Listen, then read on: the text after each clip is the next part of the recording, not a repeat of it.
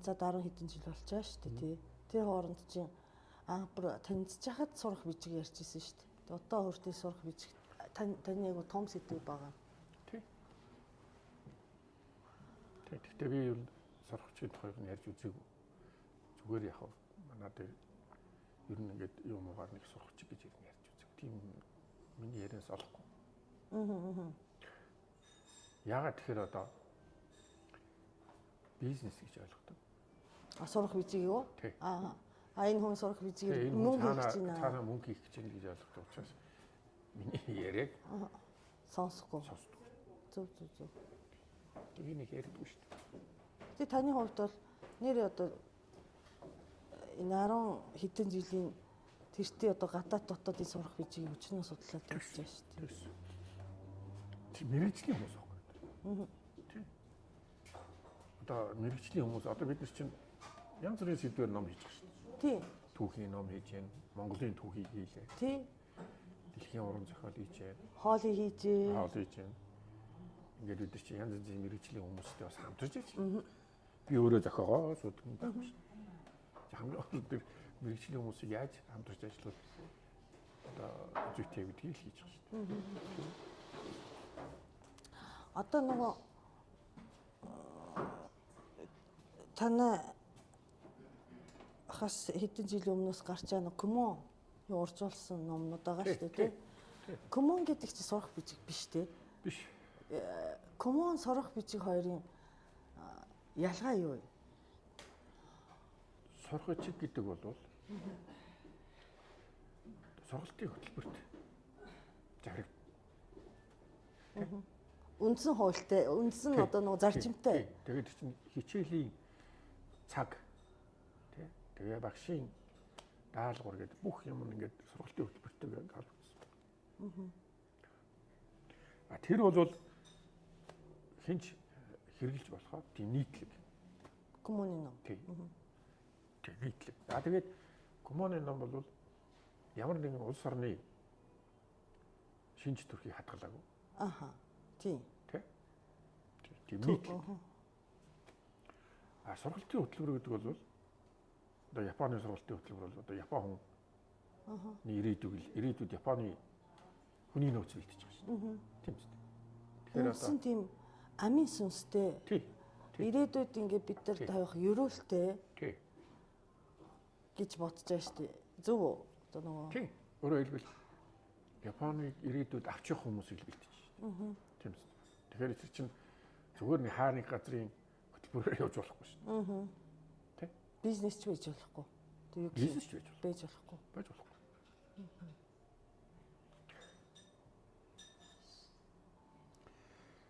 Тэгээ иймэрхүү юмнуудыг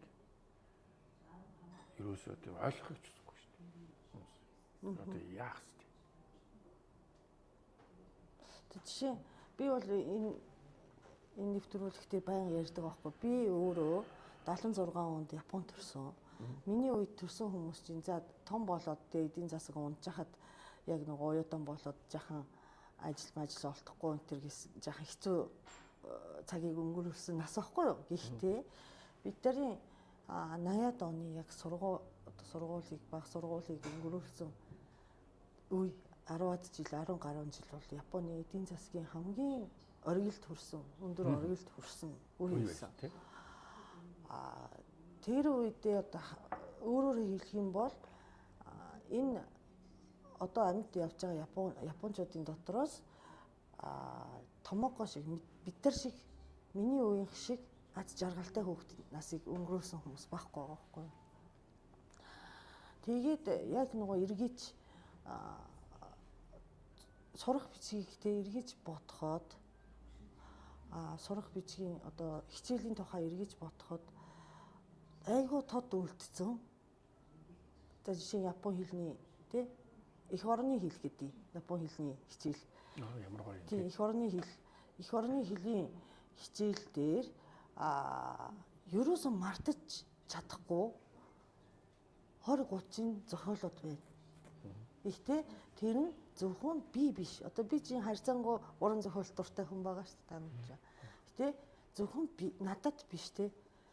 тэр зохиол гэхэд миний үеийн бүх японочууд гэдэг тийм одоо нөгөө дундаа ингээд хадгалсан дурсамжтай, дурсгалтай, мэдрэмжтэй тэр нэрээ тэрэн дээр болохгүй гэсэн штэ. Хүүхдүүд тэгж болохгүй шүү гэж багш зааж өгсөн штэ гэсэн нийтлэг одоо тийм сургамжтай айгу хөөрхөн юм байгаа байхгүй юу? Тий. Тий. Тэгэхээр тэрэндээс чиний ярианаас яг юу сонсох гэж байна гэхээр ер нь хүүхдүүдийг ерөнхий боловсролын сургуулиар тухайн хичээлээр ингэ боловсруулж байгаа байхгүй. Тийм. Боловсруулж. Өөрөөр хэлбэл тэр хүүхдүүдийг өөрийнхөө хөтөлбөрөөр ингэж боловсруулаад тэр нь хүүхдэд шингээд тэр нь эргээд хүүхдүүд тэрийг нэгдсэн журмаар тэр асуудлыг тэр сэдвийг одоо нэг ойлголтоор ойлгосон байна шүү дээ. Тий. Тэгээд одоо бас тодорхой хэмжээний нэг төвшний нэг одоо левелийн юутай ёс зүйтэй ойлгож байгаа. Тийм шүү дээ. Япон хэлний хичээл, энэ ёсын нэг хичээл ч юм уу те, нийгмийн хичээл биш. Япон хэлний хичээл. Манайх чинь ингээд ямар нэг юм шинээр эхлэхтэй. Байгууллага байгуулдаг. Эсвэл ажлын хэсэг гаргадаг. Эсвэл нэг хичээл нэмдэг. Нэмдэг. Тийм. Уг нь эн чинь тийм тусгай хичээл байх ёсгүй байна. Чиний хэлдгээр Япон хэлний хичээл дотор тий тооны хичээл дотор дууны хичээл дотор тэр эх орон гэдэг тэр ёс суртахуун нийгмийн ёс суртахуунууд ингээд өөрийнхөө хувьд ойлоор тэр лүгээ шингэсэн байна. Тий. Тэрээс нэг ном гаргаад одоо болчлоо гэж байхгүй шүү. Тийм шүү. За эхлэе.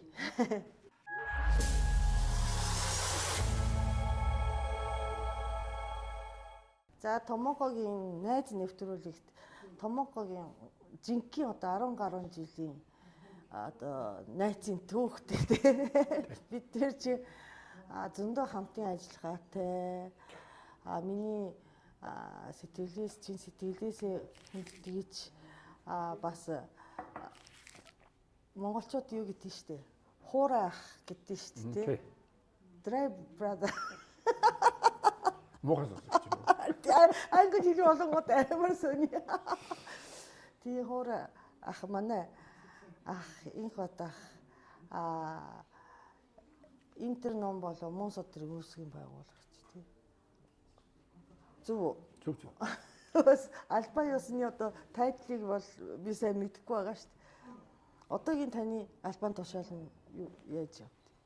Гэхдээ тэгээд нэр одоо тэгэл энэ компани зүгтээстэй явж байгаа. Тэгээд яанда тэгэл багсаад тэгэл бус руу өгөх хэл бит. Тий. Ер нь бас залах шүү дээ. Ажлаасаа. Гэхдээ одоо тэгэл бас өөр сонирхол энэ төр үүснэ шүү дээ. Тий. Нэг юм айгүй олон жил хийх чинь тэгэл. Тэгээ хүмүүс бас энэ шиг хийхгүй болохгүй. Ер нь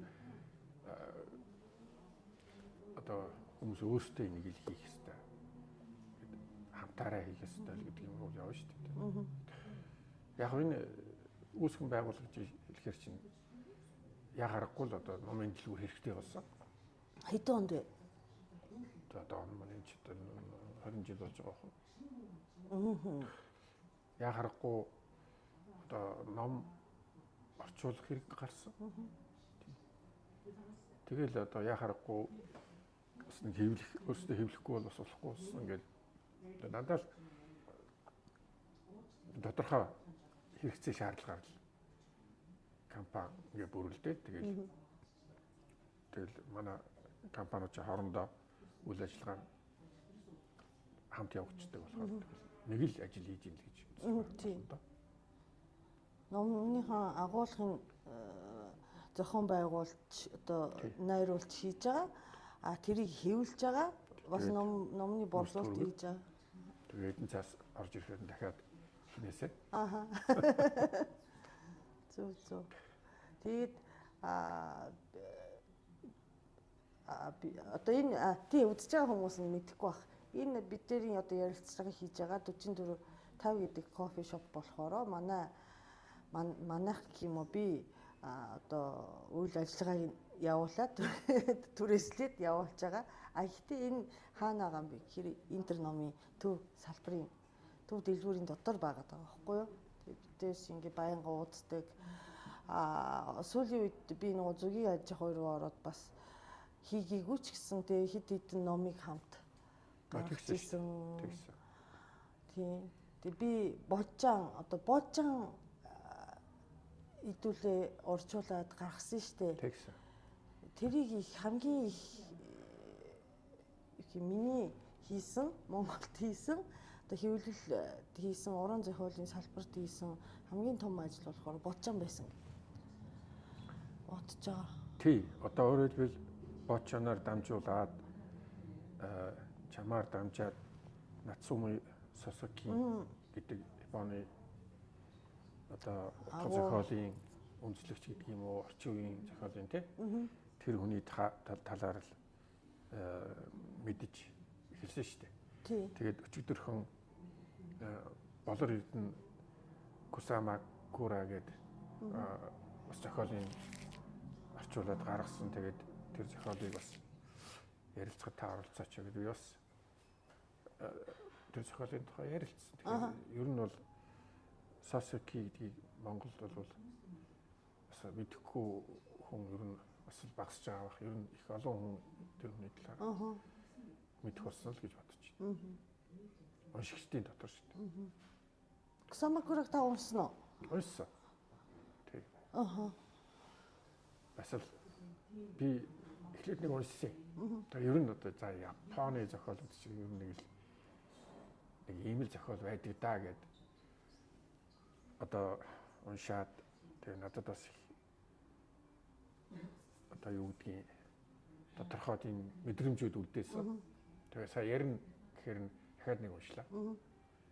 Тэгээ дахиад нэг уншихаар чинь илүү одоо үнцгий зохиолоос эргэж харддаг юм байлээ. Би ч одоо тэгээд өдөр болгон унших юмтай болохоор хоёр дахин зохиол барах уншдаг. Тэгээд одоо их нарийн ширийн юм л бичлэгийн. Япон тий. Монгол хүн бол их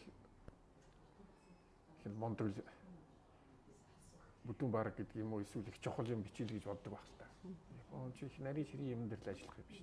Тийм. Кусамакура ялангуяа за божжаан бол жаахан үйл явдал байгаа шүү дээ тий. Кусамакурад бол ерөөсөө баг нэг ч үйл явдал байхгүй. Гэхдээ өөр нэг ч үйл явдал байхгүйгээс гадна тэр чинь зураач хүн. Тийм зураач хүн. Зураач хүн ингээд бүх юм аваад ингээд явж байгаа шүү дээ. Тий. Тий одоо байгаль руу. Тэгээд тэнд ингээд бөө юм болж халуун аршаанд байнга орно. Нэг мэдсэн чинь ямар ч зураг уцаж ирж байгаа шүү. Тий. Тэгээд баахан дөрвөн мөрс бичээд одоо манайхаар тий хайку гэдэг үү. Тий хайку бичээд тэгээд баах юм дэми юм бодоод гэдэг юм уу юу гэдэг тий. Буудлын эцэг хүүхний шалтан биеийг нь харж гайхаад тий бага үйлдэл баг тэр тий ерөөсөө үйл явдал байхгүй болно тий. Тийм байхгүй. Тэгэхээр манайхан чинь тийм үйл явдалгүй ном уншиж баг сураагач гэдэг юм уу тий үйл явдал нэгэд байдаг. Тий. Тэгэхээр ийм зохиолууд хүмүүст бас их юм үлдээдэг тий. Дараагийн зохиолтой холбодог гэдэг юм бол байх юм. Хамгийн гол нь зохиол чинь хүмүүс хоорондоо ярилцахад зориулагдсан гэж би боддог. Тийм байгаасаа гэж боддог. Тий. Бас өөр дотор ярилцчих болох юм. Тий. Өөр дотор бас янз бүрийн бодол. Тий. Янз бүрийн хүн гарч ирээд ярилцчих болох юм. Өөрөөр хэлбэл одоо ном зохиолд бол хүний одоо хүнд хэлэхээс ичмээр гэдэг юм уу тий. Зовмоор гэдэг юм уу. Хүнтэй ярилцахад хэцүү. Өчтөрчнөө тийм зүйлүүдийг ингээд зохиолоос хүн айгүй ингээд авдаг чимээгүйх нь тэрнтэй одоо өөрийгөө харьцуулдаг, бусдыг харьцуулдаг тий. Тэгээ мэдээж хэрэг бас хоорондоо ярих сэтэл болж өгдөг. Тийм учраас гоё л доо тий. Тэгээд одоо Мишима бичсэн зохиол дотор бичсэн байсан нөгөө уран зохиол байгаа болохоор бид нар өөрийнхөө иживтер байдлыг заавал бусдад хэлэх шаардлагагүй болчихсон тийм. Тэгээд зохиол байгаа болохоор маш олон хүний амь явагдаад маш олон хүмүүс бас шоронд орохгүй байж болж байгаа шүү дээ тийм. Яс шууд ач тусам хэлэх юм бол ер нь тэрий ч одоо янз янзаар хэлсэн байдаг л да. Хүн ямар ч уран зохиол уншихгүйгээр явна гэдэг бол зөвхөн ганцхан өөрийнхөө амьдралаар л ороод харж байгаа. Ганцхан өөрийнхөө одоо өнцгөр гэдэг юм уу тийм. Хорвоо ертөнцийг харж тэрийг мэдэрч тэрийг тухай бодож зохиол дэлхийн юм сар усан зохиолуудыг уншина гэдэг нь ямар их гоё боломж вэ тийм. Тэр хүмүүс тэрийг яаж энэ асуудлыг тодорхой асуудлыг тухай боддгийн хүн өөртөө харьцуулах тэр олон хүмүүсийн одоо амьдралын туршлагыг өөрийнхтэйгөө нийлүүлэх баяжуулах гэдэг ингээд үзэх юм бол амар гоё юм байна. Тий. Хүн одоо туршлагаараа амьдрах шаардлага байхгүй шүү дээ. Тийм. Бүгдийг биеэрээ туулах шаардлага. Тийм, биеэр туршиж үзэх шаардлага байхгүй. Гэхдээ би бүр гайхаад идэх зарим хүмүүс ялангуяа бизнес дээр харагддээ шүү дээ. Өчнөө бизнесийн ном байна, эдийн засгийн ном байна. Улс төрчийг бас хараад гайхдаг шүү дээ. Япон, Монгол ялгаагүй. Биш эн чинь ингээд бүр тий мянган хүн туршиж үзээд онол гаргаж чад чинь тэр дахиад туршихад үзээд байх юм гэсэн хүмүүс бас байдаг тий. Тэгээд өнөөдөр хүн ажил хийх сурах хоёр чи яг нэг цаг мөчд болцсон байна. Тэ?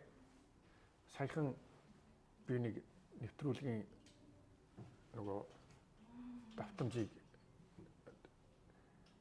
дахиж нэвтрүүлсэн нэвтрүүлэг үзлээ л дээ. Тэн дээр нэг монгол залуу Америкт сурч агаад тэгээд Америкт бас ажиллаж агаад зуны амралтаар ирсэн юм байна. Тэгээ юу гэж хэлж яах вэ гэхээр бид нэр монгол хэлээ хөгжүүлэхгүй бол хайрлахгүй бол үнэхээр болохоо яжчээ гэдэг. Юу хэлэх гэж байгаа юм бол гэсэн чинь хурж ирээд ингээ ээж аавтайгаа ингээд ярилцаад ингээд ойлголцоход бас төв тэ ч юм уу бас жоохон бэрхшээл үүссэн юм байна л да. За тэгээд бас найз нөхдүүдтэйгээ ингээд урдны найз нөхөд танил манилтайгаа ингээд уулзаад ярих. За тэгээ интернетэд ингээд ороод интернетээс юм яах гэхээр интернетэд монгол хэл дээр ямар ч контент байхгүй. Хүн интернетээс монгол хэлээр юм сурах боломж байхгүй. Бүгдийг англи хэлээр. Тэгээд тэр залуу бол нөгөө тэнд сураад тэнд ажиллаж байгаа. Тэгээд ер нь өнөөдөр бол ажил хийх сурах хоёр ингээд нэг зэрэг явагдаж болдог. Тийм сайхан үе ирсэн биш. Хуучин бол айгүй их юм мэдих сурах мэдлэгийг бөөгнүүлэх ажил хүн хийдэг байсан бол өнөөдөр нэг товч дараал ChatGPT дараал тэгэл бүх юм тэр дараа орж ирээд. Тэгэхээр хүн бол өнөөдөр ямар нэг юм хийхэд хүнээс асуугаад тий ямар нэгэн семинар сургалтанд сураад ингэж их шаардлага байхгүй болсон. Ямар одоо тийм гоё болсон юм бэ. Тэгэхээр монгол хэлээр бол юм боломж байна. Зөв. Англиар боломжтой, японоор мэдээж хэрэг боломжтой байгаа. Зах зээл жижиг юм болохоор ер нь цаашдаа монгол хэлээр мэдлэг олж авахгүй бол монгол хэлээр ярих бол шаардлагагүй болж ирж байна. Одоо энэ чинь хүмүүс ихийг мэдэх ёстой, хорвоо ертөнцтэй танилцах, өөрийгөө хөгжүүлэхэд одоо мэдлэг, чадвар гэсэн юмнууд л одоо. Тэгэхээр энийг чинь их хэлээрээ авахгүй бол өөр хэлээр л авахаас өөр аргагүй. Тэгэхээр их хэлээ хэрэглэх байдал багасна. Юу монгол бичиг. Энэ одоо хэрэглэж байгаа хэл чинь хэрэггүй болох тал руугаа явж байна. Тийм учраас их хэлээ хэдүүлээ. Их хэл дээр аюул сайн контентууд те хийхгүй бол энэ хэл чинь мартагдах нь хэрэггүй болох нь гэсэн санаа хэлж байгаа. Зөв шүү дээ. Тийм ямар гоё юм бэ? Тийм. Зүгээр энд Монголдо байсан хүмүүс л мэдэхгүй. Тэгэл нөгөө Facebook-ийн сэдвээр яриад ингээл нэг тулга тойрсон яриан дотор л явна шүү дээ. Тэгээ юм үзэж нүд тайсан энэ мэдлэг боловсралтай ойрхон байгаа хүмүүс бол үгүүлж шүү дээ. Монгол хэл болохоо л гэдэг зүгээр жирийн залууд гэж хэлж шүү дээ. Одоо жишээ одоо манай зээ охин танай ач хүүхдүүд нь шүү дээ. Бүгдээр англиар ярьж байгаа. Англиар ярих ихтэй айгүй хэцүү. Одоо тэдний YouTube-ийн хэлээр ярьж байгаа. Тий, одоо YouTube-гээ хэлд орж ийн гэж шүү дээ. YouTube гэдэг. Одоо өөрөөр хэлбэл урд нь юу гэж хэлд ордог байсан. Одоо бол тэгж орж байна. Тэг чинь YouTube дээр яг өөрт нь хэрэгтэй сонирхлын насанд нь таарсан юмнууд байна шүү дээ. Тэгээд тэрийг нэгдүгээрт үзэн тэр хэлийг хүлээж авах нь тий. Тэгэхээр ингээд нэг англиар яриад байгаа юм шиг. Харин тий. Тэгтээ тийш англич байхгүй монголч байхгүй. Тий. Тэр чи одоо нөгөө ахуйд суурлаагүй тий. Одоо нөгөө амьдралт одоо орчинд суурлаагүй хэл байгаа шүү дээ тий. Англи хэл энд бол. Өөрөөр хэлбэл монгол контентууд байсан бол тий. Тий. Харин тий. Тэр хүүхдүүд одоо монголоороо одоо хэл сурж байгаа хүүхдүүд аль ч хэлээр нь бүүмэд хэл сураад байна шүү дээ. Тий. Тэгээ бид нар YouTube үзээд хүүхдээ англи хэлээр хэлд орохдоо аюу мундаг баярлалаа. Тийм биш байхгүй тий. Унигтай. Тий, энэ амар унигтай. Тий. Тэгээд ярих юм бол боловсролын чиглэлээр одоо их гоё хөгжилтэй яриа их л бага байх та. Тий. Боловсрол яагаад таныг урьсан бэ гэхээр хоёулаа чи одоо найз байсаалаагаад юу одоо нөгөө миний нэвтрүүлэг бас эхлээд жил гарсан болж байна. Энэ хоорондоо боловсрол гэдэг сэдв рүү орох бас чадвар муутай байсан гэх юм уу те. Одоо үзэлтэй нэг авъя гэдэг. Боловсрол гэх юм бол хүн үзэхгүй юм биш үү? Үзэхгүй юм бэ. Би сайн ойлгосон. Тэгээд ерөн би бол үзэлтэй хөөж авч исэн байхгүй. Тэгээд нэг жил хийгээд ерөн би нэг уримаар хүнийг өрөөд яримаар юм яри гэж жаахан бодлоо өөрчлөөд тэг боловсрол гэдэг чинь маш чухал. Би одоо ялангуяа сайн ярьсан шүү дээ танд. Би Японд үнэхээр ингээд сайн боловсролыг боловсролын орчин дотор байсан болохоор энэ бол ерөөсөө ингээд нөгөө зөвхөн миний их орондоо ч биш дээ одоо энэ одоо байгаа нийгэм ч гэсэн би өөртөө юм шиг санагддаг байхгүй бас тэр орчиндөө тэр тийм байдлаараа боловсролыг хүүхдүүдэд өгмөр байгаа байхгүй юу? Тий. Хийх ёстой гэж бодож байгаа. Тийм. Яг энэ дээр бол одоо жишээлбэл би энэ ярианд Японы боловсрол, Монголын боловсролыг харьцуулж яриул илүү хүнд хүрэх байх гэж бодож байна. Юм харьцуулахаар илүү өрнө шүү дээ. Жишээлбэл би одоо Япон хүмүүстэй бас хэд хэдэн хүмүүстэй ажиллаж үзлээ. Тэгээ би одоо эхлээд гайхаж ирсэн. Кимико гэдэг өөрөө мэднэ. Монголд 17 жил хөгжлийн бэрхшээлтэй хүүхдүүдийн төлөө сайн дураараа ажиллаад монгол хэл сурчсан. 17 жил ажиллаад тэгээд нутаг утсан. Тэгээ би дотроо бас тэр хүнийг үнэхээр одоо хөндлөж Монголын төр засаг тэр хүнд баярлалаач гэж хэлэв. Тэгээ явсал да. Тий. Тэгээд тэр хүн Монгол хүүхдүүдийн тухай ярихдаа ингээд дандаа сэтгэлээсээ ярьдаг. Тэгээд би хэд хэдэн удаа ингээд яриад бүр ингээд нүднээс нь нулимс гараад Монгол хүүхдүүдийг одоо тэр сайн муу юмыг ингээд ярихдаа тэ яагаад энэ хүн ингэж байгаа юм бол гэж бодож ирсэн. Тэгээд би ч гэсэн өөрөө ерөөхдөө бүх хүүхдийн тухай ер нь боддог, өөрийнхөө хүүхдийн тухай боддог. Монгол хүн бол зөвхөн өөрийнхөө хүүхдийн тухай өөрийнхөө хүүхдийн төлөө л ажиллаж амьдардаг болохоос биш. Тийм нийт хүүхдүүд гэсэн сэтгэл байхгүй. Тэгэхээр Япон хүн бол тэр нийгмийн хувийнхаа юутай ингэж адил түвшинд очдөг юм болов. Тийм учраас боловсролын тухай яриа гэж дандаа олон тоон дээр ярьж байгаа асуудал тийм. Зөвхөн өөрийнхөө хүүхд биш. Боловсрол гэдэг чинь олон тоон дээр ярьж байгаа яриа. Тийм шүү дээ. Тэгэхээр Япон хүний хооронд боловсролын тухай яриа үүсдэг. Монгол хүний ярианд бол тийм юм үүсэх Сургуулийн сонголт Монголд Өөрөөр хэлбэл зүгээр л хүүхдийнхаа одоо яах вэ хөө хэмжээнд л ярина гэхээс нийт хүүхдүүд гэж бид нар бодож үздэг юм байна. Тэгээд би Японоос их нэртэйгээ наашаага ингэж нисэж яхад хэлж байгаа. Би тэр ярьсан байхгүй юу? Бүгдээрээ сайхан амьдрий гэж боддог нийгмээс одоо болж игэл одоо нэгнийгээрээ сайхан амьдрий гэж боддог тэр нийгэм рүү бид нар ирж байна гэдэг. Тэгэхээр ялгаатай хоёр нийгэм байна л да. Тэгэхээр адилхан зах зээлийн нийгэм. Тэгэхээр энэ хоёрын энэ их ялгаа зөрүү бидний ялгааг бас харуулдаг юм байна. Тийм учраас би бол яг санал нэг байна. Хамгийн ойрын хүнтэйгээ ч гэсэн ингээд хол хөдөө ингээд явах замд ч юм уу ингээд би бас найз нөхөдтэйгээ ингээд хөдөө явна шүү дээ тий. Боловсроор явна. Тэг ингээд хүмүүжлийн тухай ч юм уу ингээд боловсролын тухай ярих гэхээр ерөөсөө гарч ирдэг. сонирхолгүй юм байна гэж би бол дүгнэж нийтээр тэгж ярьж үзээгүй тэгж бодож үзээгүй байна. Тийм учраас Монголын боловсрол ерөөсөө хөгждөггүй тэмдэг л байна.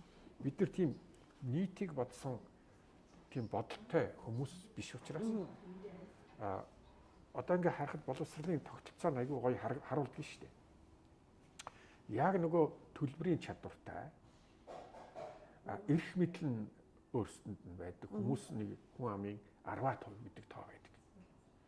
Яг тийм тооны хувийн сургууль байна. Зөв. 10% хүүхдүүдийн явдаг. Тийм. Одоо ширээ самтлагын гэсэн үг шүү дээ. Өөрөөр хэлбэл хувийн сургуулиуд нь тэр төлбөрийн чадвартай, эрх мэдэлтэй Монголын боловсролыг одоо хөгжүүлэх одоо эрх мэдэл энэ төр байдаг хүмүүсийн хүүхдүүд хувийн сургуульд байдаг. Үлдсэн нь улсын сургууль. Тэгэхээр тэр хүмүүс наанаа ингээд зөндөө юм ярьдаг боловч хүүхдүүд нь хувийн сургуульд байгаа учраас улсын сургуульд бол цаавраа тийм их анхаарал тавьдаг. Өөрөө мэдж байгаа. Ер нь бол яамны сайд яам одоо төр солигдохоор чинь намууд энэ яамуудыг эзлээд авчиж штэ. Тэд нар бол Монголын боловсролыг хөгжүүлэх гэхээс илүү дараагийн сонгууль авдаг.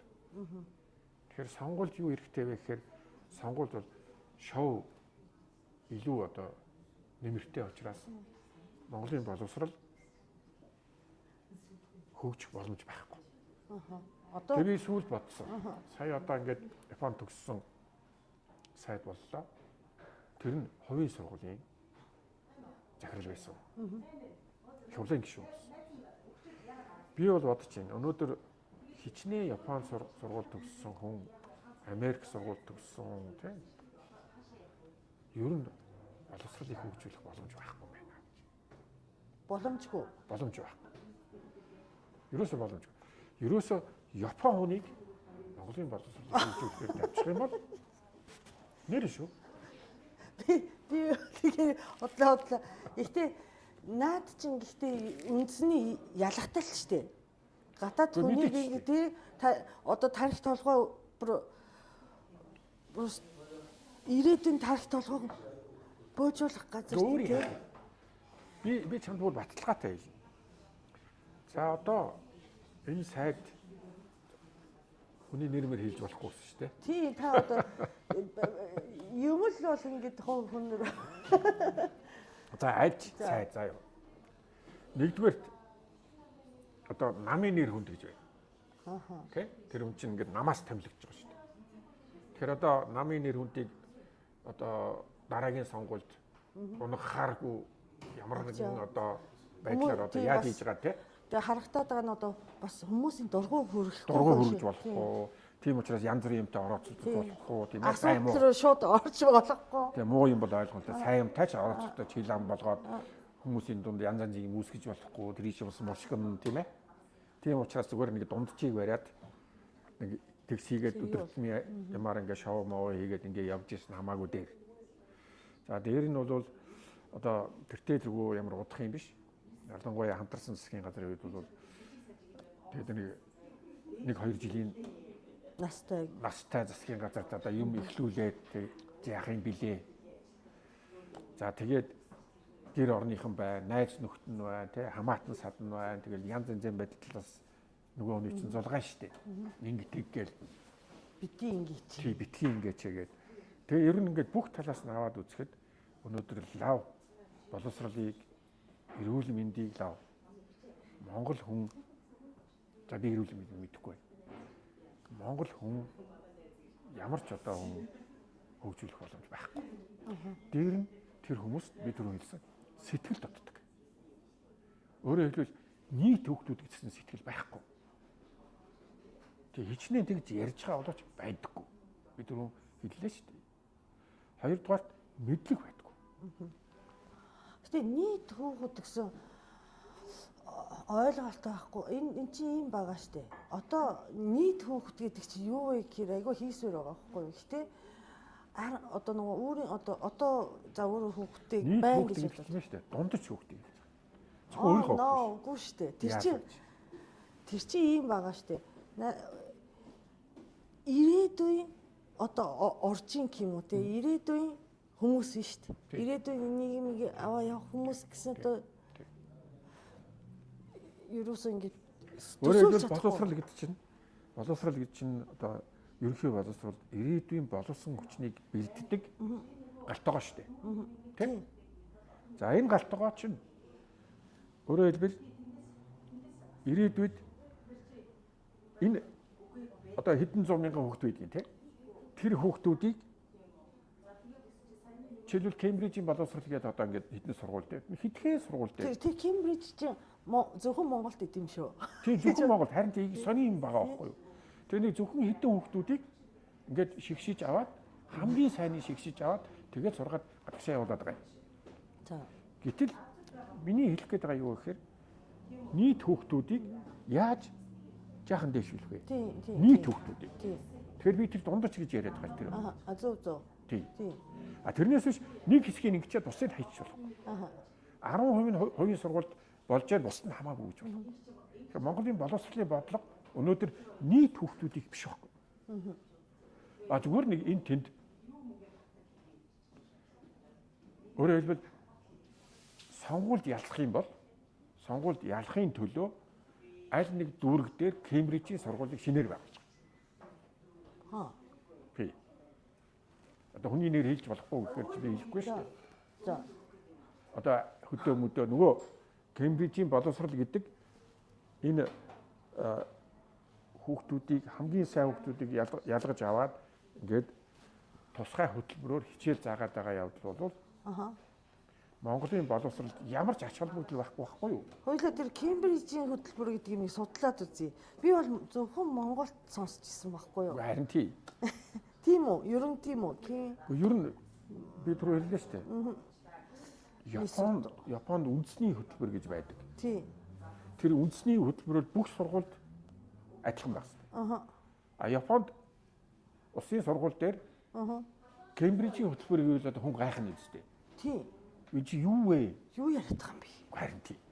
Тийш сурах бичиг одоо сургалтын хөтөлбөрийг хэлж байгаа юм тий? Тий, сургалтын хөтөлбөр сурах бичиг бүх юм ингээ хангагдсан.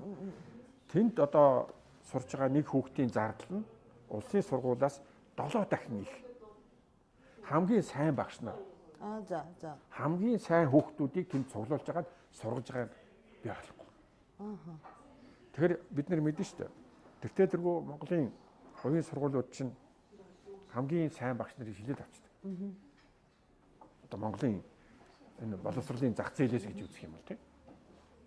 Хамгийн сайн багш нарыг зээж аваад Кембриж бас хамгийн сайн багш нарыг аваад хамгийн сайн хүүхдүүдийг ингээд ялгаад сургуульд ороод үлдсэн улсын сургууль.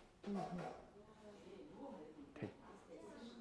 Тэгэхээр эн чинь ямар юмны бодлого байх юм бэ? Монгол боловсролын бодлого байхгүй шүү дээ. Тэгээ янз бүрийн хөтөлбөр хэрэгждэг. Монгол үндэсний хөтөлбөр явуулсан. Тэгэхээр энийг хинч ярихгүй. Мэдээж хэрэг Кембрижийн сургуульд хүүхдүүдэд оруулчихсан хүмүүс бол битэрий яриад айгүй дургу байгаа. Би тэрийг ойлгож байна.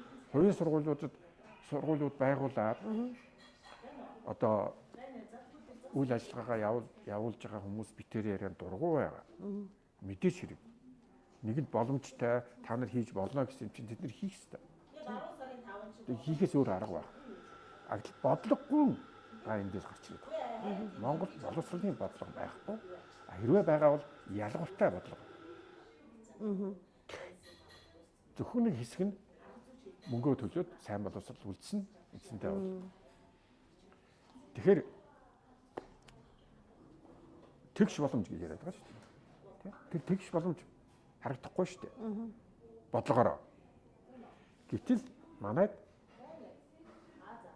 боловсролын яам дээр тэгш боловсрол гэдэг хэлтс байгаа. Хэлтээс байгаа юм уу тий? Хэлтс байгаа. За. Би түрүү хэлсэн шүү дээ. Ямар нэг юм хийхдээ нэг байгууллага байгуулдаг. Эсвэл хэлтс байгуулдаг. Эсвэл нэг ажлын хэсэг байгуулад тэгээд тэр ажил тэр асуудал дуусчихдаг. Тэр хүмүүс юу хийж байгаа юм бэ? Бүх юм хэвээрээ. Зүгээр байгууллага байгуулдаг. Одоо насан туршийн боловсрол гэдэг бас нэг би түрүү хэллээ. Насан туршийн боловсролын тухай битээр ярьлаа шүү дээ. Монгол хэлээр хайрлыг гэж түрүү ярьлаа шүү дээ. Тэр чинь насан туршийн боловсрол гэдэг чинь хүн насан туршдаа ингээд өөрийгөө апдейт хийгээд цаг минут тутам өөрчлөгдөж байгаа энэ хорвоо ертөнцийн алхаа нийлүүлнэ л гэсэн үг шүү дээ. Тэрнээс биш янз бүрийн хэл сургач гэдэг юм уу, янз бүрийн дугуйлан секцэнд хамрагдах асуудал биш байхгүй. Тэрийг нэг байгууллага байгуулаад баахан төсөв өгөөд тэгээд үндсэндээ энэ асуудал чимээг болчихж байгаа. Тэгэхээр асуудал яригддаг. Тэрийг ийм журмаар чимээг болгодог нийгэмд ямар ч үр дүнгүй асуудал болгож хоёролдог байхгүй. Хоёулаа юу яасан штэ. Хамт Япон руу ч явж исэн, Герман руу явж исэн штэ. Би та хоёртой хамт Герман явхад чи анх удаагаар Герман явж утсан.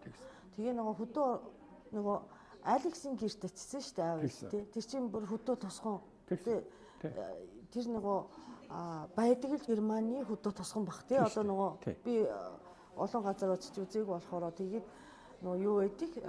Сүм байдаг.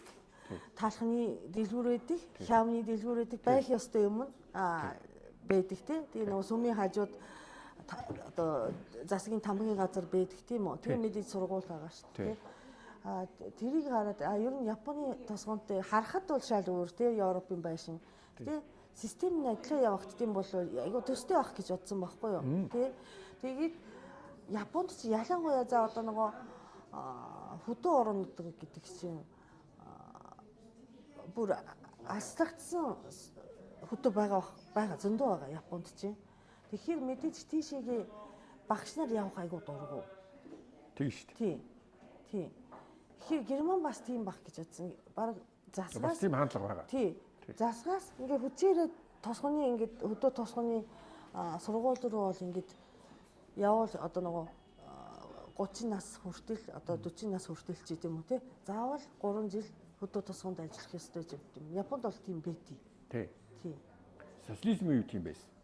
Тийм үү? Тий. Одоо ангаахын дээд сургуулийг төгсөх юм бол 5 жил хөдөө ажиллах ёстой. Тиймэрхүү зохицуултууд байсан.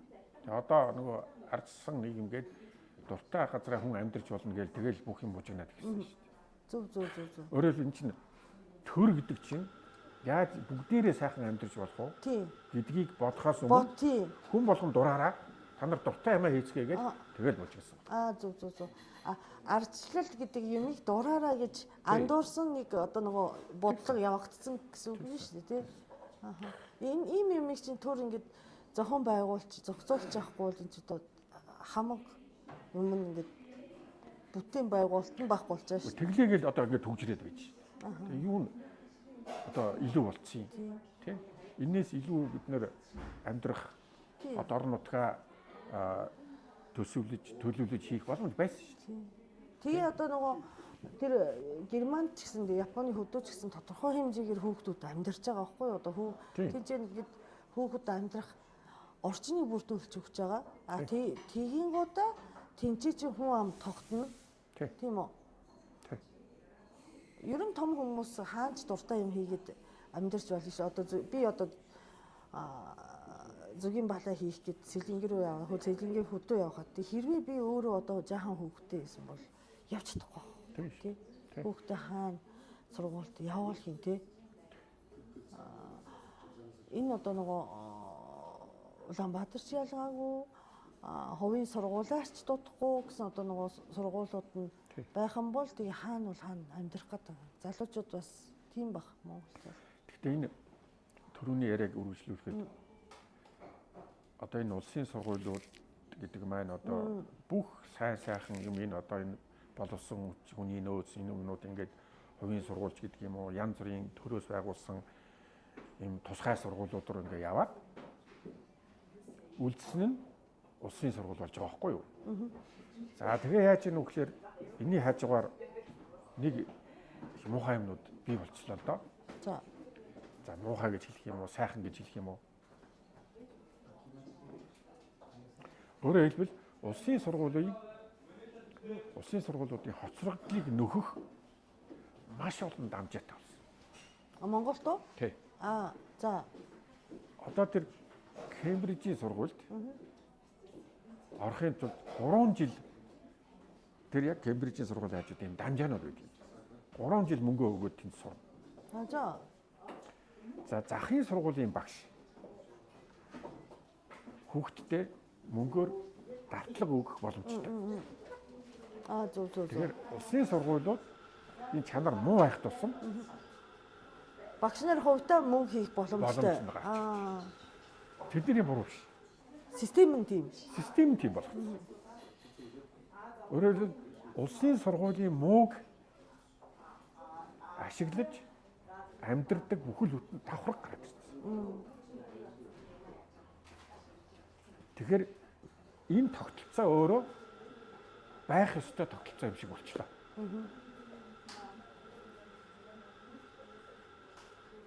Тэгэхээр улсын сургуулиуд муу байх тусам сайн. Гэдэг логик гарч иж байгаа. Тэгэхээр одоо нөгөө сайжруулах одоо яг нөгөө яг ажлын талбай дээр одоо нөгөө яг боловсролын ажлын талбай дээр ерөөсөө ингэж улсын сургуулийг сайжруулъя гэсэн өөр амьсгалын хизэж гарч ирэхгүй гэдэг. Гарч ирэхээргүй болгоцсон. Одоо жишээлбэл манай боловсролын хүрээлэн гэхэд хичнээн боловсролын хүрээлэн гэж үүд юм. Байдгийг. Тий. Хаана гэдэг вэ? Гэхдээ одоо энд хүмүүс мэддэггүй л айгүй том нэгтэй нэг тийм хуучин засаг байгууллага байдгийг. Тэр байгууллага чинь хичнээн олон семинар, сургалт ингээд бүтэн жилжингээ маш их мөнгөөр бүр хэдэн 100 тэрбум төгрөгийн ийм сургалт юмнууд ингээд явуулаад байдаг. Тэр нь бол одоо багш нарыг илж гин гэсэн гоё нэртэй ш.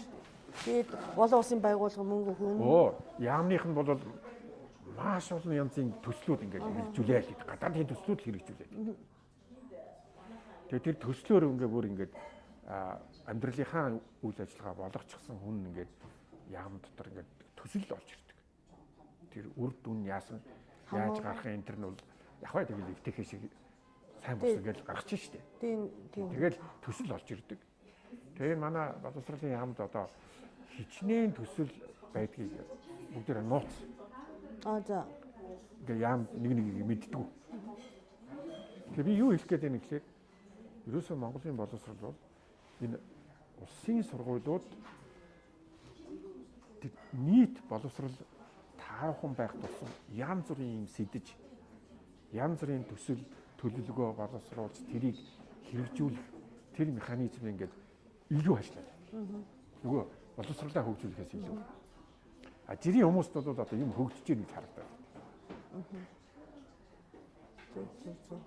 Аимшигын байдалд орсон.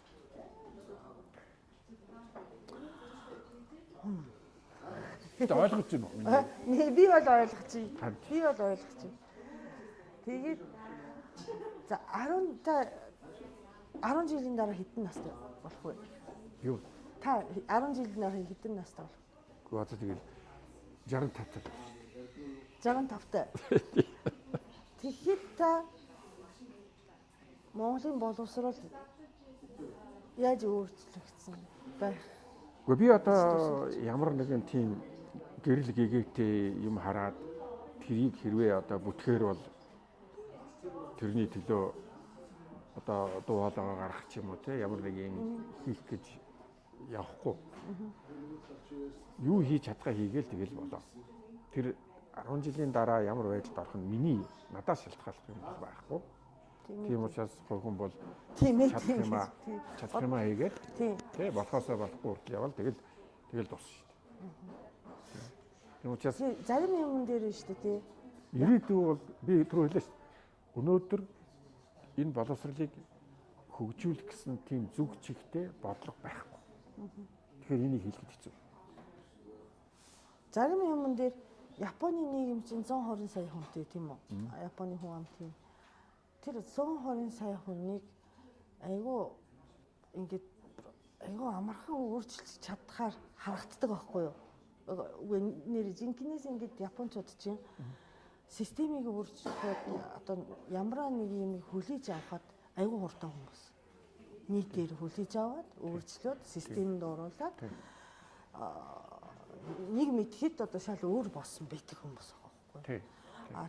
Тэгээ тэрнтэй ингээ харьцуулахад тэдэртэй харьцуулахад монголчуудыг Монголын нийгэм дээр биш үү ямар ч сайн юм ямар ч муу юм те одоо нөгөө системд тусгаж оруулна гэдэг чинь айгүй хэцүү ажил санагдаад тийм. Харин тийм л дээ би хэллээ шүү дээ. Хүн болгон өөрийнхоороо гэдэг зарчим 90 оноос хойш үйлчиллээ. Тэрийг одоо индивидуализмгээ ойлгоцсон. Тэгэхээр энэ чинь улс орон одоо жишээлбэл боловсрол дээр л аваад үзье л да. Эцэг их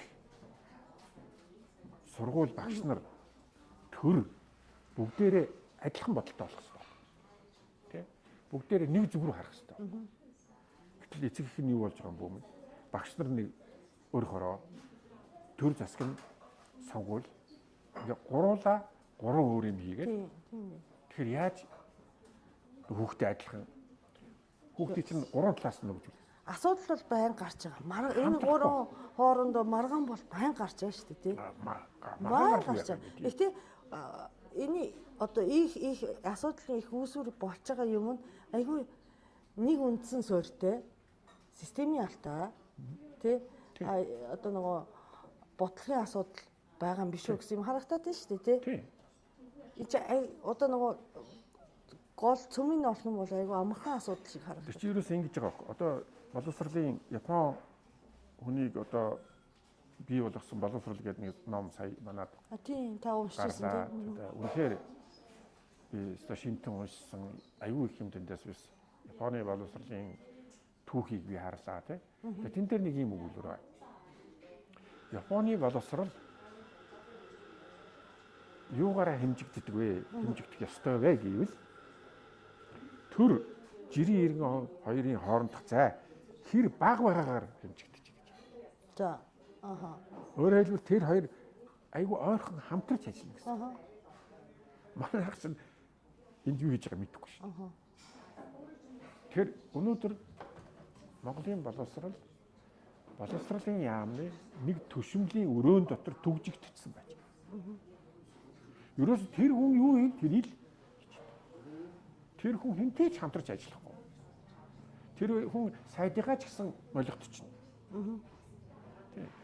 Сайд руу шинэ сайд орж ирэхээр ингэдэг гэж байгаа шүү дээ. Орж асуудлаа яриад гарч ирэхдээ сайдд ингээ ойлгуулсан шүү. Дараагийн орж байгаа хүн ороод нөгөө урд хүнийхээ хэлсэн үгийг улам лавшруулад гардаг.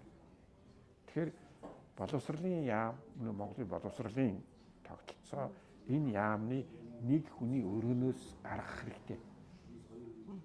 Өөрөөр хэлбэл боловсролд бүх нийтийн оролцоог хангахгүйгээр боловсрол гэж байна. Ердөө ийм амарх юм байна. Энийг хийх ёстой. Тийм. Би нэг юм саналаа тийм. Ярих уу яах вэ? Цаг чинь болж байгаа юм шүү. Үгүй болоогүй тийм. Тийм үү. Тийм одоо нөгөө би чинь боловсролын яамтай хамтарч ажиллахгүй шүү дээ. Хөдөө аж ахуйн яамтай хамтарч ажиллаж байгаа шүү дээ. Хамтарч ажиллахгүй байгаа. Тийм шүү дээ. Хамтарч ажиллахгүй байгаад одоо хамтарч ажиллахгүй л тийм. Ажиллахгүй. Тийм. Тэгээд ер нь яагаад хамтарч ажиллаж чадахгүй вэ гэхээр яамныхан зарим одоо дарга нар ялангуяа заяа андуурсан байдгийг. компаниудын дээгүүр байна. Бодлогоор бодлого гэдэг чинь яамтай ерөөсөө яам чинь бодлогын хэрэгжүүлэх байна уу гэхээс бодлогын эзэн биш үү? Бодлогын эзэн гэдэг чинь явж иргэд биш үү? Гүйцэтгэгч болчиход байгаа. Тий Гүйцэтгэгч. Тий. Уг нь бодлогоо тодорхойлоод гүйцэтгэгч нь өөр багс тоо. Тий. Тийм.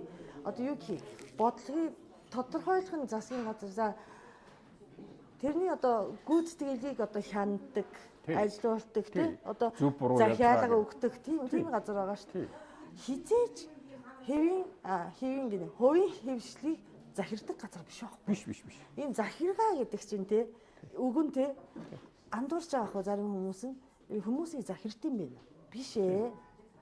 Бүгд тэр ямнаас айддаг шүү дээ. Харин тийм. Айддаг шүү дээ. Одоо ингээ янз бүрийн юм ярихаар хамгийн түрүүнд ямнаас л айддаг. Ямнаас айдсгүй болох хэрэгтэй. Ямнаас айх шаардлага байхгүй. Угаасаа ямнаас л айж байгаа бол чиний хэлж байгаа үнэн. Тий. Чи дарлагдж гин гэсэн үг шүү дээ. Тий. Гэтэ одоо захирахтал одоо Монголын хуулийн ч гэсэнтэй яамныхан бидний дээр байгаа захирах хүмүүс бол биш байхгүй юу? Үгүй тэр дөрөв журмандаа захирахд нөхөөс яамны хүмүүс захирдаг. Тий. Тэгээ би бүр гайхсан нэг би жайкатай нэг төсөл хэрэгжүүлээд яг нөгөө жайкагийнхаа одоо шинэ бүтээгдэхүүн гаргаад нэг танилцуулаад гэхээр манайх нөгөө бичээ хийдэн штэ. Бичээ хийгээд за зүгийн балтай бичээ ингэж шинэ бүтээгдэхүүн за инээдтэй л дээ. Шинэ бүтээгдэхүүн хийсэн гэдэг ям дээр ирж яриад өг гэсэн баггүй жайкаг хийнийг оо гэсэн чи ярьсан чинь яагаад энийг хийхэд яманд мэддэггүй хий. Юу гинэ гэдэг энэ чи яагаад би одоо шинэ бүтээгдэхүүн гаргахад тэр болгоно ям би одоо ийм юм гаргачих уу гэж асуух ёстой юм тий. Харин тий. Ямтай хамтарч ажилласан уу гэж загнуулаад ямтай хамтарч ажиллах ёстой гэдэг одоо хаач тийм хууль байхгүй шүү. Тэгээ би тий одоо тэгээд ерөн ингээд засаг захиргаа юуны иргэдийн харилцаа ийм байж болохгүй. Харин тэгээ хэлж штэ. Төр иргэн хоёрын хоорондын зай хэр ойрхон байгаагаар тухайн салбарын хөгжил тодорхойлогдгоо гэж. Тийм. Төр иргэн хоёр хоорондоо энэ юу хийж байгаагаа мэдэхгүй байгаа байхгүй юу? Тийм. Тэгэхээр эн чи яаж хөгжих юм? Тийм. Хэлж штэ. Хүүхдээ хүмүүжүүлэх, боловсруулахад эцэг их сургууль төр гурав хамтарч нэг тийшээ харсан нэг зорилготой байгаа. Тийм. Тэрний тулд яах ёстой вэ гэвэл наад зах нь сургалтын хөтөлбөр нь ээж аав нь ойлгохоор байна. Одоо ингээд хэдэн зуун багш янз янзын хүмүүс хүчээр цуглуулад та нар сургалтын хөтөлбөр хийгээ суулгаж идэв. Тэдний гаргасан юм гэж шүү дээ. Хинч ойлгохгүй. Мэргэжлийн хүнч ойлгохгүй юм нүүд бичиг баримт гаргаад тэрийгэ баталчихж шүү дээ. Тэгэхээр яаж хамтын ажиллах вэ? Хамгийн наад зах нь энэ гаргаж байгаа дүрм журм энэ бүх юмнууд чинь жирийн хүн ойлгодог, жирийн хүн сонирхолтой болчих. Тийм үү? Тийм биш бол энийг чинь хэн унших вэ? Одоо жишээлбэл манай Монголын баг багш болгон өөрийн концепттэй. Тийм. Улсаас ингээд хөтөлбөр гэж баахан мөнгө зараад хийдэг. Тэр нэг сонир биш өөрөөхөө л хийдэг. Яагаад гэвэл тэр нь хүнд ойлгомжтой биш, хүнд хүрдэггүй. Аргаа бараад тэр зүгээр мөнгө барахын тулд барагшгүй тийм. Юм шинжилж гин гэж дүр үзүүлэхийн тулд хийдэг. Одоо бас тийм ажил хийгээд сууж байна. Бүр ямар ч дүрм журамгүй. За одоо тэгэл дандаа л хараа юм ярьчихаар болчихгүй юм. Тийм. Хоёулаа чи бас юу яа? Жаахан энэ сэдвээс холтоод нэр ихтэй саяны ярианаас жаахан өргөжлүүлэхэд манай аав төрийн албан хаа гэж байсан. 70-тай сайхан штэ. Нисгэж байсан. Тий, улсын нисгэж байсан. Тэгээд сайхан нөгөө юунаас тэтгэр гарсан. Тэгээ одоо аавтай ойрхон амьдарч байгаа тийм шүү дээ. Төрийн албан хаагч манай аав чинь төрийн албан хаагч байхад иргэдээс айдаг. Иргэдээс айдаг гэдэг чинь. Одоо эсэргээрээ одоо нөгөө төрийн албан хаагч бол татвараар цалинжиж байгаа хүмүүс шүү. Ялангуяа манай аавын ажилчид одоо нөгөө Тийм. Одоо нисхийн одоо хүүхдүүдийг бэлддэг олон хүмүүсийн эрх ашигт нэг холбоотой ажил биш байгаа байхгүй юу тий. Нисгэгчийг бэлддэг онгоцоор явдаг хүмүүстэй л холбоотой. Тэгээд гоо нөгөө манай аавын сургуулийн хамгийн сүүлд нөгөө захирал хийгээ гарахтаа тэгэхэд та сүүлийн үед юу хийдин гэсэн чинь дандаа ойр хавийн хүмүүсийн онгоц чинь ямар чанга дууртай. Зайлаач та нар. Тэгээ аралуур яваач гэдэг дандаа ингээ гомдол ирдэг. Буудчих шүү. Умалаа гэдэг. Баяг тийм гомдлыг одоо нөгөө юу яадаг. Тийм шүү дээ. Олон хүн дотор бас. Тийм гомдлыг хүлээж авах. Тэгээ нэг мэдээж сургууль дотор асуудал гарна. Эцэг эхээс гомдол ирнэ. Оюутнаас гомдол ирнэ. Багш нараас гомдол ирнэ тийм. Ялангуяа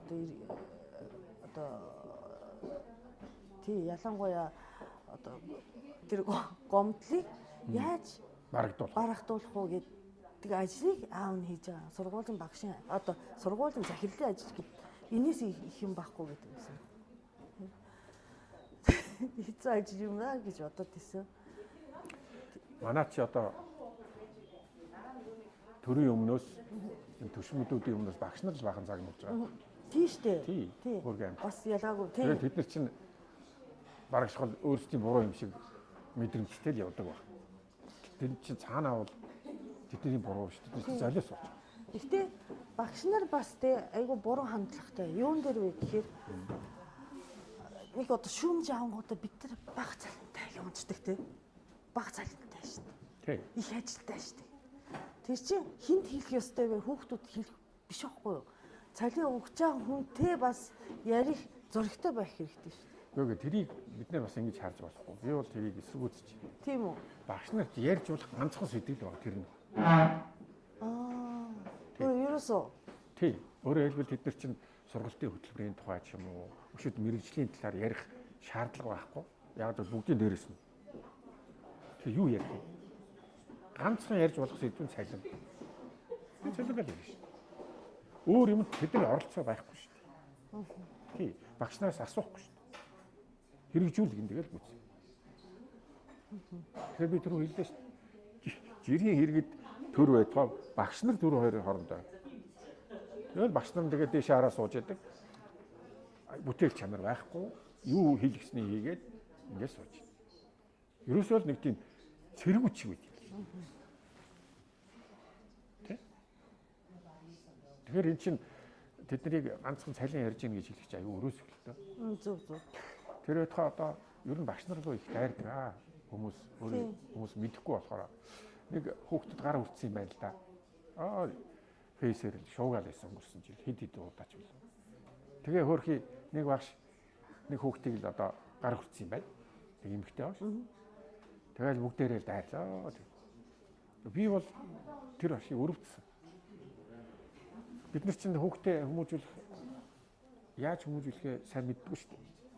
Тэгэл одоо бид нар мэдэн шүү дээ. Одоо алганы амт үзээд муу хүн болсон хаа би сайн хүн болсон гэж ярьдаг үстэй. Тий? Тэгэл тэр багш өөрхөн амьтар өөрийгөө хүүхдээ адилхан бодоод гар хүрчихгүй юу? Тэгэл бүгдээрээ дайраа.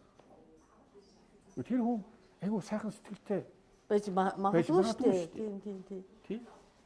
Тэр айгу тийм ерөөс ингэж нийтээрээ энэ ойлголтыг аргаа мэдхгүй. Би бүгд одоо яс юм дээр шүү дээ. Яс юм дээр хин ч одоо хүүхдээ харцгийг. Чи 60 хүүхд урд нь сууж байгаа яах юм бэ чи? Мэдхгүй шүү дээ. Механик арга хэмжээ авна шүү дээ. Тийм шүү дээ. Чи 20 хүүхдтэй ажиллаж байгаа багш бол өөр хэрэг. 60 хүүхдтэй чинь тэсхий аргагүй багш. Тэгэхээр яах юм тэгэл тэсрэл. Тэнгүүд л одоо тэгэл хүний адаг болоод дуусчих шүү дээ. Чи арай л муухай байна. Бүр багш нар тэгэл худлаагаас багшийн ёс суртахуун гэж баахан бичиг гаргацдаг. Тэр нь амьдралд ямарч 60 хүнд заах 60 хүүхд заах ёстой, ингэх ёстой. Өвөө бол цалин хасна ингэн тгийн зодох юм бол арга хэмжээ аавн сошиал дээр зодуулна. Тэгэхээр одоо хин дуртай багш болох юм. Тэгээ болоод бүгдээрээ солонгос явж шээ. Тэгээ 4000 хэдэн зуун багш байхгүй гэсэн. Дутаад. Тэгэнгүүт л одоо тэрийг амархан элбийн аргаар л одоо ингээд энэ тэндээс авчраад дор нь ингээд бий болгох чинь гэсэн юм ярьж байгаа. Багш бий болгоно гэдэг чинь тийм хурдан гэлс манс хийдэг гэж биш шүү дээ. Тэгээ нөгөө багшгүй мөртлөө янз бүрийн одоо багшаа бодолцохгүйгээр ажил шууд англи хэлний хичээлийг хэддугаар ангисаач гэнэ үү. Багш байхгүй мөртлөө тийм зорилго тавьчихдаг. За. Тэгээ ямар ч хамаагүй аргаар тэгээ тэрийгэ болсон бүтсэн гээд тайлагнаад сонгуул ярина шүү дээ. Яг би өнөөдөр энэ яриа бит хоёр ингээд ярьж байгаа нь бол би бас нэг Японы боловсралтай бас ингээд харьцуулаад үзэх юм бол хүмүүс бас нэг харьцуулсан яриа бол хэрэгтэй гэж магадгүй. Ер нь бас нэг Япон бол нийтийн төлөө бодож байгаа бодол өөрийнхөө төлөө бодож байгаа ер нь бол ойролцоо байдаг гэдэг утгаараа бид нэр бас боловсролыг тэгжил ойлгож тэрний төлөө ажиллахгүй бол энэ боловсрол хичнээн төсөл хэрэгжүүлээд хичнээн мөнгө шидэд ч нэмэр баг. Тэгээ нөгөө зөв. Та swim-ийг зохиол мэдхүү. Загасны нөгөө чипак нь одоо нөгөө жижигхэн загас нь одоо том загастай яаж харилцаж амьддаг. Том одоо махчин загаснаас өөрсдийг яаж хамгаалж амьдардаг тухай зохиол байгаа байхгүй. Европын зохиол хийсэн баха. Тэр нь одоо Японы 2 дугаар ангид Япон хэлний хичээл дээр ордын орчуулгын. Тийм. Гэх мэтчлэн одоо Японд бол ингээд нөгөө том загасны дөрсөнд ороод жижиг загас нь олуулаа том загас шиг хэлбэрт ороод тэгээд том загасыг айлгах юм аа. Нэгээрээ одоо баярлаж чадахгүй болохоор бид нар олуулаа ингээд хамтын ажиллагаанд том загасыг барах юм аа гэсэн тийм нөгөө юутай тийм агуулгатай нэг зохиол уншуулдаг байхгүй юу. Тийм. Тэр мэдээж одоо хэлний бас олон шинэ үг суран тэрэн дээр тий. Гэхдээ бас агуулга нь бас аягүй чухал юм биш үү? 2 7 8 настай. Яг чамааг ингэж ярихаар чинь аягүй гоё санагдчих. Яагаад гэвэл 2 дугаар ангид үзчихсэн хичээлийн сэдв тийм ээ. Энийг ингэж чи санаж штэ. Санжаа, зөндөө санжаа. Монголд бол ямар ч боломжгүй. Тийм. Манай монголч одоо ингэж цагаан толгойг яаж заадаггүй гэхээр А, Б, В гэл ингэж одоо их шиг гэгүүлэгч гэл ингээл өсгнүүдийг хооронд нийлүүлдэг. Тэгээ ямар өсөг үзсэн тэрнийхээ дагуу үг зохиолдог. Одоо молон мал маллав гэж. За. Өвөө үхэр авав гэж. Юус амьдралд нь хизээч тохиолдож байгаагүй. Тийм одоо үг өгүүлбэр зохиогоод тэгээ хүүхдэд цээжлүүлдэг. Тэрнээс чи хүн юу ч ойлгохгүй шүү дээ. Чи сая тодорхой одоо агуулга ярьж шээ. Тий. Тэрнээс чи тэгэхээр агуулга нь айгүй Японы сургуулиудад хүүхд бичиг үсэг сураагүй байлаа ч гэсэн тийм агуулга ярьж өгдөг. За тэрэн дотор нь тэр үсэг орцсон байдаг. Тэр үгнүүд ордог. Тэрийг ингээд тэр агуулгатай хамт авдаг юм байна.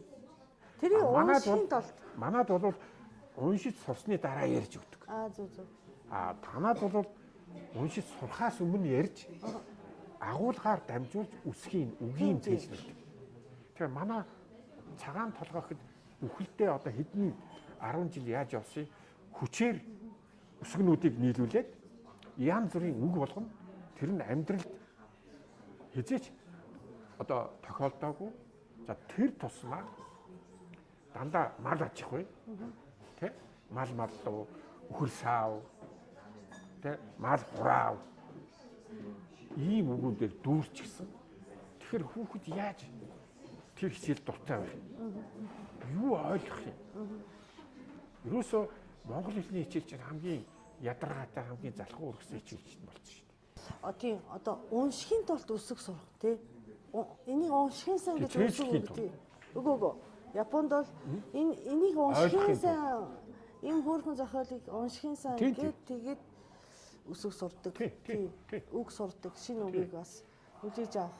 Тэрийг өөрийн мэдлэгөө сураад авчдаг тий. Яагаад гэвэл нөгөө сонирхол дотор нь боогод авчдаг. Бас нөгөө 3 дахь ангид ч илүү Монголын нөгөө Сүхэгийн цагаан мөр гэд Япон хүн болгоны мэддэг Монгол үлгэр байгаа байхгүй тий. Гэтэ монголчууд мэддэггүй мөлий. Тэр өөр Монголын домог юм болов уу гэж бодод байгаа шүү дээ. Тийм л. Тий. Тэгээ сүхэ гэдэг залуу цагаан мөр биш хаа. Бор мор гэдэг чинь монголоор чи. Тэгээд тэрийг чин хаан ирээд бодвол одоо хятад хаан баг. Тэр нь ирээд атаархаад хулгайлаад жилөө булаагаад явж зодж байгаа. Тий. Тэгсэн чи сэтгэл санаагаар унаад явдгуу нөгөө мөр чин тэгчидэл нөгөө хаан уурлаад морийг алчидэх. Тэгээ тэр ясын цуглуулад нөгөө сүүлээр нь нөгөө юуг нь хийгээд тэгээд нөгөө морин хуур гэдэг төгсмийг гаргасан магсныг хөөрхөн үлгэр идэв шүү дээ. Өөр Монголын үлгэр. Тэгээд бас гадаад шилтэй танилцах. Гадаад хөгжмийг төсөөлж үзэх. Тэгээд тэрнтэй зэрэгцээ морин хуур гэж ийм хөгжим байдаг штэ гээд бас нөгөө хөгжим сонсуулдаг байхгүй юу? Морин хуурын тий. Тийм гэх мэтчлэн одоо сүхэгийн цагаан мөр саяны ярьдаг нөгөө жижиг чипаки тухай тий. Суйми бол миний үеийн хүмүүс одоо хүртэл байгаа гэж байна. Тэгэхээр нийт японочдын бараг ихийнх нь 60-70% суйми гэх юм бол сүхэ гэх юм бол гэтээ бүгдээр ингэж. Тэр чинь бас юу гоё вэ гэхээр ингээд нийтээрээ тодорхой зохиолыг мэддэг учраас тэр зохиолуудыг заавал унших хэрэгтэй, заавал мэдчих хэрэгтэй гэдэг тийм одоо нийгмийн зүгээс төрийн бодлогын юм хэрэгжиж штеп. Тэр тусмаа нийтийн яриа, нийтийг хамсуу яриа болоход хүмүүс агуулгын тодорхой бас хоорондоо холбоотой тийм сэдвүүдийг тэргээр холбож өгч. Тийм ээ. Тийм. Өөрөөр хэлбэл энэ чинь одоо бас тийм давхар бодлого явж байл та. Тийм. Тийм. Одоо тэр сүхийн цагаан мөр шиг гэх юм бол тодорхой хэмжээгээр бүгдийн үлгэр нь ярихгүй ч гэсэн тий. Чи сүхэ юм уу гэд чинь гэдэг нийт одоо толгойд орж ирэх юмтэй тэгээд одоо Монголын үлгэр гэсэн өөр Монголын үлгэр гэсэн одоо Японы одоо Япон иргэдийн өмч болсон одоо соёл болсон ойлголт болсон явждаг тийм юм бол харин тийм учраас энэ одоо энэ яриа бол Японд ямар байдгийг манад ямар байдгийг ингээд ялгааг ингээд гаргаад ирэх юм бол хүмүүс ойлгох байх. Илүү өгөөжтэй яриа болох юм бол гэж бодсон. За. Миний хувьд бол айгүй гоё хөгжилтэй яриа болсон гэж бодож байна. Тэгээд хэдүүлээ бас дахиад нэг гадаад руу аялах юмсан. Тий, болоо шүү дээ. Одоо камера аваад тэгээд нөгөө яг газар дээр нь. Тийм. Үл ой. Ас нөгөө хоёлаа юу яаж исэн штэ. Нөгөө сайбара риекогийн нөгөө ном гаргаж ирсэн тий. Одоо ямар нэрээр гарч байгаа вэ тэр чи өөрийгөө олсон амьдрал илүү. Өөрийгөө олсон амьдрал. Тэр өстой гоё ном шүү дээ. Анхны орчуулгын нэр болохоор мөнгөний тухай. Тий. Энэ хорвоод хамгийн чухал мөнгөний тухай ном гэсэн нэртэй. Тий. Би бас буруу ойлгочих болов уу гэж бодоод. Номынхаа нэрийг тэгж өгсөн шүү дээ. Зохиол нь бол бас л одоо яаж амьдралд зүтгэсээр байгаад одоо амьдралын тэр барьцнаас барьж авсан тухай байгаа шүү дээ. Тий. Тэгээд зохиолчтой бид хоёр уузаа. Японд уузаад, энд уузаад. Тий. Тэр бол аюу гоё байсан да. Гоё байсан тий. Гоё байсан. Тэгээд би өстө аюу биширсэн тэр хүүхдтэйгээр тий. Ямар даруухан, ямар мундаг юм. Тэгээд тэр зураач юм шүү дээ. Тий. Манга зураач хүн баггүй юу? Тий. Тэгээд тэр ном ч гэсэн би сая юу л авчирдаг л байж л дээ. Тэр ном ч гэсэн ямар их хүнд хүртээлтэй. Нэг ээж нэрээ бичсэн байсан. Би хүүдээ энэ номыг авч уншуулсандаа аюу их баяртай гэж биднэрт бичсэн. Тэр өстой гоё ном. Тэрийг олж уншаарай. Ялангуяа эмэгтэй хүүхд ялангуяа охинтой хүн болгон охиндоо авч өгмөр тий. Тий. Тэгээ эрэгтэй хүүхд ч гэсэн хэрэгтэй. Ихтэй ялангуяа эмэгтэй хүүхдүүд авч өгмөр. байгаа байхгүй юу. Тэгээд энэ бид тэр анх тэр манга зураачимчны манга оржуулад гаргачихъя гэж бодоод зохиолчтой уулзаад ярилцахад энэ Тайванд гаргасан хэвлэлд гаргасан чинь их гоё тийм одоо эссе цомог байгаа. Тэгээд энийг гаргаач гэж санал болгосон. Тэр мөнгөний тухай ном гэж шууд оржуулах юм бол Японоор бол одоо монголоор бол өөрийгөө осон амьдрал. Тий. Нэлээд хэдэн жилийн өмнө гарсан. Тэгээд ном чи ингээд нэг жоохон явж байгаа тэгээд мартчих гээд байна. Тэгээд санаа үнэхээр гайхамшигтай тий. Яг агуулгын хувьд бол тий жаахан мэдчихэж авъя гэж байгаа хүмүүст зориулж хэлэхэд бол манга зураач тэр Рико болохоор хөдөөний ятуу аялал төрсөн. Ээж нь төрсөн аваас нь салаад тэгээд шинэ нөхөртэй болоход хойдоо авт болж байгаа. Гэтэ хойдоо аав нь Рикогийн дуртай те зураг зурхыг дандаа магтдаг байсан. Ямар мундаг юм бэ? Чи миний одоо бахархал шүү гэж те. Тэг үнэхээр хойдоо аавтай хайртай байсан. Эхтээ хойдоо аав нь даач архиудаг нүридээ тоглоом тоглолдог гэлээ те. Тэгээд нэг өдөр амиа хорлцдаг. Тэгээд тэрнээс хойш яаж манга зурааж болоод ямар зовлонч гэжтэй одоо өдөр тутам тий хажуу хавын хөдөөний нэг жижигхэн тосгоонд ялангуяа одоо далайн бомбын хот штэ нөгөө загасчт те одоо их догшин хүмүүс идэг байхгүй тэр дундаа яаж амьдарч яаж тэндээс гарч Токиод очиж яаж зурааж болох хүртэл зүтгэсэн бэ гэсэн түүх гэхдээ ялангуяа мессеж нь ихэнги ихэнги би даах ёстой шүү хүүхдүүд те та нар өөрийнхөө хоолыг өөрөө олох хэрэгтэй шүү ажиллаа хийх хэрэгтэй шүү мөнгөтэй байх хэрэгтэй шүү гэсэн мессеж байна. Тий. Тэн дээр нэг их гоё хэсэг байдаг юм аа. Тэрийг би бас дандаа санддаг бас хэлхийг боддог. Хүний амьдралд бол сайн муу зөндөө юм тохиолддог. Зарим үед ингээ бүр яахаач мэдхээр ичдэг те. Бүр ингээ мухардаад. Тэр үед одоо надад ганцхан л бодол төрсөн. Урагшаал алах хэрэгтэй байна гэж. Тэр ямар гоё хүнд хэрэгтэй үг вэ гэж бодсон. Хүнд тийм ингээ эргэл зайнд яахаач мэддгүү. Тэгээ яадгийг боцооч болохгүй. Keep going. Тэр бол айгүй гоё тийм хүмүүст бас хэлэх ёстой гэж боддог. Тэр номноос. Тэгээд би бас нэг юм саналаа. Нөө тийм тэгээд нөө хин Рико найз залуутайгаа найз залуунлаг амар баян мессажлын эмчтэй. Тэгээд өөрөөс нь өчнөө ах 20 мөр ах штэ. Тэгээд тэр эхнэрээ алдсан дараа тэр хоёр чинь баг суудсан л та. Тэр одоо нөгөө найз залуунаа маш алтартай гоо сайхны мессажлын эмч байхгүй юу? Тэгээд хамт амар үнэтэй юунд ороод те. Шадад хоолнд ороод тэгсэн чинь манай нөхөр их удаах тэгээ битгүүр очиж байгаа тий. Тэгсэн чинь жохоо их яваагүй штэ. Бэс. Гөө жохоо их явахгүй гэд буудалд үлдэн гэд яваагүй. Андаа хойш сууд. Тэгээд нөгөө та хоёрыг Рико амар үнэтэй нөгөө вино баг нэг шилэн 40 баг нэг 10 сая төгрөгийн вино авч явах гэсэн чи тэр үед чи та нэг вино уудахгүйсэн. Тийм үү. Манай нөхөр чинь винод угаасаа дургу пион гэж зүтгээд. Тэгээ бүр ийм үнэтэй вино штэ гэ нөгөөх нь үгүй уухгүй гэд. Би винон дургу гэ манай хоёр. Чи дуртай. Үгүй би уудах юм чинь юусэн. Тэгээ манай бид гуруулаа 10 сая төгрөгийн вино уухгүй гэд. Амсахчгүй гэд. Гүрээсээр гэдэг гүрээгээг байхгүй яг дургүй суугаас.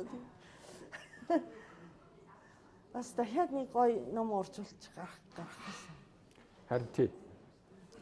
Одоо гоё номнууд их байна.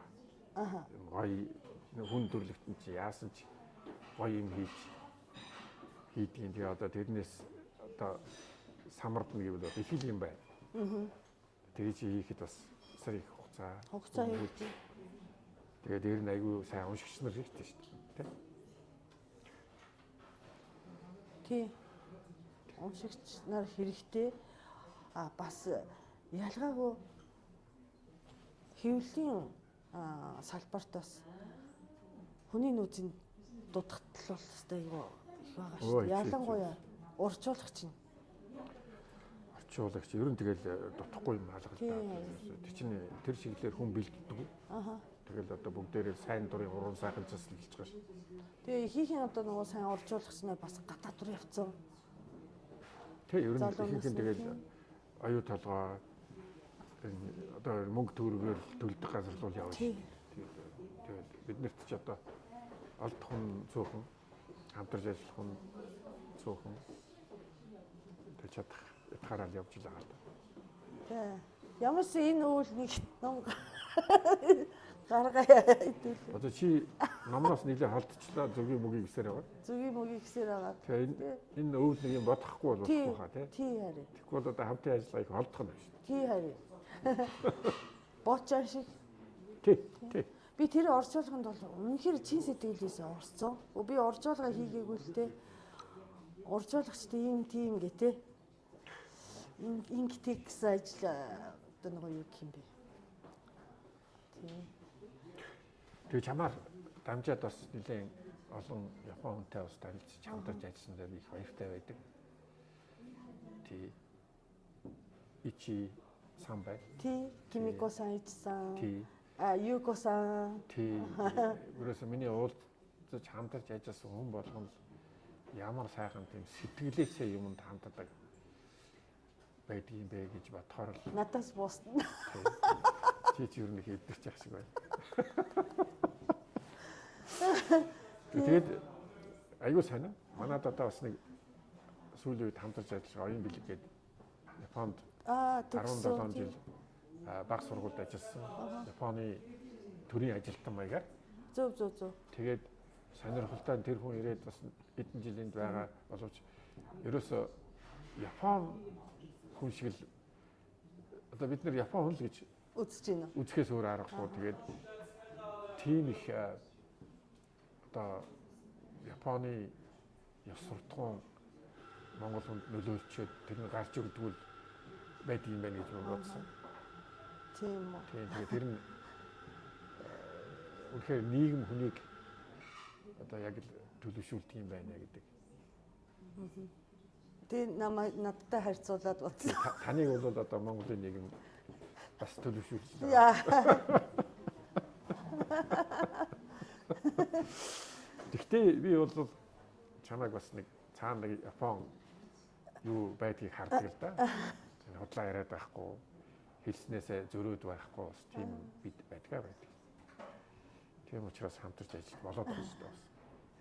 Би болохоор ингэ нөгөө юм хийх үү гэдгээр чаа тгий гэж хийж чадахгүй завгүй ч гэдэм үү те хийхин завгуудыг хийж чадахгүй болонгуудаа хүн гаргаач өгөө те танихгүй японочдыг яваад ихтэй үнэхээр ингэ олон ажлыг хамт хийсэн тэр японочдоос тий одоо сүүлд Юкогийн хоолны номнууд байна тий одоо энэ дээр гарах чинь Юко-сан хоолны ном одоо 3 дахь бодыг гаргах чаа шүү дээ харин тий гайхалтай ямар тийм ерөөсөө тэр хүмүүст одоо юм хийн гэдэг бол амьдралын утга учир юм аа гэдгийг одоо тэр хүмүүсээс хараад байгаа шүү дээ. Бид нар бол одоо тэгэл юу ч хийхгүй байх нь одоо аз жаргал гэж бодох талтай шүү дээ. Тэгэхээр их ялгаатай юм да тийм. Тэгээ уйтгартай юм блэ юу ч хийхгүй байхаар. Одоо яриад байвал цааш нь зөндөөл юм. Яхаар байна. Энэ бол ямар ч нэг уран зохиол дээр нэг ажиллана. Тэг. Тий. Ер нь орчин үеийн маяг юм байж болох шүү дээ. Хүүхдийн нэг хийж тийм үү гэж бас хүүхд. Тэгэл. Багтаа уншиж исэн юмнуудаас. Зун ч одоо өвөлчин зөвгийн нүч нисээд авахгүй юм чи гайгүй. Гайгүй. Тэгээ би чин гайгүй сэлингэд нөгөө өвөлчих гэж байгаа. Завтай болж байгаа. Тийм. За тэгээд урьж оролцуулсан. За тий. Бас нэг хүнд хэлэх гэсэн үг тэрийгээ бас хэлж жоохон ч гэсэн санаа амарч байна. За баярлалаа. Танд бас нэр билег тавиагүй юм биш. Гэхдээ билег байгаа. Энэ нэвтрүүлгийн дараа билег өгнө. За энэ удаа үнэхээр баярлалаа. Чамд баярлалаа. Тэгээ хэлсэндээ хүрээд номоо хийнэ. Тийм бас гадаад руу аялна хэдүүлээ хамт. Тийм ээ. За Томокогийн найз маань энэ дугаар өндөрлж гин. Тэгээд дараагийн зочин би нэг худлаа яриад яваад байгаа юм бас энэ дээр. Одоо нэг сэдв бараг 3-4 сарын өмнөөс дараагийн сэдв өхөл шүү. Өөхөх тухай шүү гэж ярьсаар байгаа тэрийг ярихгүй байгаа. Өөхөх тухай ярих одоо зочныг хайгаад явж байгаа. Чи олон хүнээр ярихгүй. Харин тий бас нэг сар мар 7 хоног болгоныг өөхөх тухай гэдэг чинь бас аюу сонирхолтой юм байна. Монголчууд нэг ярих дургу, японочууд амар ярих дуртай сэдв байгаа байхгүй юу? Тий. Тэгээд Тийм шүү. тий. Бид нар чи одоо нэг өөдрөг байвал болоо гэд бодчихдаг. Өөдрөг байгаад болдгоо байхгүй юу? Тэгж бодсноор. Харин тэр муухай юмтай зурлах юм бол өөдрөг байхад их боломж гардаг. Тийм. Тэр чинь бас хүүхдийн номдэр ч харагддаг. Тийм үү? Тий. Тийм. Бид нэг сэтгэлийн мэдрэмжийн талаар нэг хүүхдийн зурвал гаргасан. Тэгээд тэрэн дээр чинь ганцаар гониглох тийм ээ төвчээр гэж янз янзын сэтгэлийн төлөвүүдийг хүүхдэд ойлгомжтойгоор ярьж өгсөн ном байхгүй юу? Хамгийн түрүүнд аз жаргалтай гэдэг ном дуусчихдаг. Монголд оо? Зөв. Тэгээ ганцаардл гэдэг юм уу? Уйтгартай гэдэг ном зарагддаг. Тийм үү? Тийм. Хүүхдүүд болохоор тэрэнд сонирхоод байдаг. Тийм шүү дээ. Аав ээж нь болохоор жаргалтай гэдэг ном авч өгöd байдаг. Тийм байна. Одоо энд ч гэсэн байж байгаа. Одоо ялангуяа уран зохиол дээр биш үү? Уран зохиол уншдаггүй хүмүүс бол мэдэхгүй ч гэж магадгүй тий. Уйтгар гуник гэдэг шиг гоо үзэхлэн байхгүй байгаа шүү дээ тий. Ерөн тийм ч харсан шүү дээ тий. Тэгээ одоо дотор байгаа гуник ганцаардл гэдэг нь мөнхийн уран зохиолын сэтэв болчдөг. Тэндээс ч юм гарч ирдэг. Тэгэхээр тэрийг баахгүй мэд байж болохгүй. Тэр уйтгар гуник гэдэг чинь хизээж одоо юу биш. Муухай юм биш аахгүй тий. Харин тийм ээ энэ ерөөл магтаал манайхны тий одоо энэ өдрөг байх гэсэн энэ тэнэг яриа хөөрөөч одоо хүмүүс бас муугар нөлөөлж байна. Тэдний нийгэмшил амьдралд одоо хэрсүүжих тий энэ бүх одоо үйл явц чинь тэгэл хүн одоо бэрхшээлийг зовлон яаж давж туулж байгаагаар л хэмжигдэж шүү дээ. Тийм л байна. За тэгээд дараагийн сэдв бол өхлийн тухай заавал ярина гэж бодож. Маш олон хүмүүсээс өхлийн тухай асууя гэж бодож. Яагаад гэх юм бол амьдрал гэдэг чинь өхөл байхгүй бол амьдрал гэж байхгүй байхгүй тий.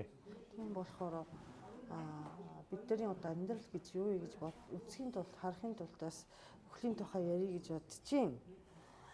За тэгээд өнөөдрийн дугаарыг үзсэн та бүхэнд баярлалаа. Дараагийн сэдв бол тодорхой өхлийн тухай гэхдээ зочин хийн ирэх нь одоохонд бол би ч мэдэхгүй та ч мэдэхгүй байгаа. Тэгээд дараагийн дугаар заавал та бүхэнд хүргэгдэх болохоор тэр хүртэл хүлээж байгаарай. Баярлалаа үзэгчд. Баярлалаа. Томокогийн найзууд. Найзууд биш Томокогийн найз.